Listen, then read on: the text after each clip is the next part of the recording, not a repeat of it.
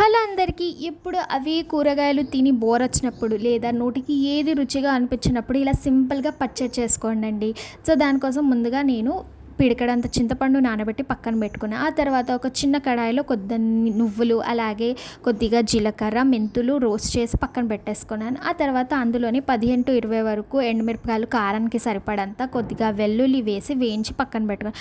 ఇప్పుడు వాటినన్నిటిని ఒక మిక్సీ జార్లో వేసి నేను ఫైన్గా పౌడర్ చేసుకున్నాను. ఆ తర్వాత దీంట్లోనే నేను ముందుగా నానబెట్టిన చింతపండు, రుచికి సరిపడేంత ఉప్పు, కొద్దిగా వాటర్ వేసుకుంటూ నేను ఇలా పచ్చడిని నూరుకున్నాను. ఆ తర్వాత పోపు కోసం ఒక కడాయి పెట్టేసుకొని దాంట్లో 4 table spoon of oil and oil heat అయ్యాక దాంట్లో కొద్దిగా జీలకర్ర, పసుపు, ఇంగువ, అలాగే కరివేపాకు వేసాను.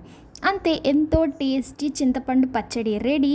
ఆహా, వేడి వేడి అన్నంలో నెయ్యి అలా తగిలించుకొని తింటే ఆ టేస్టే వేరే లెవెల్ అండి. మీరు కూడా తప్పకుండా ట్రై చేయండి.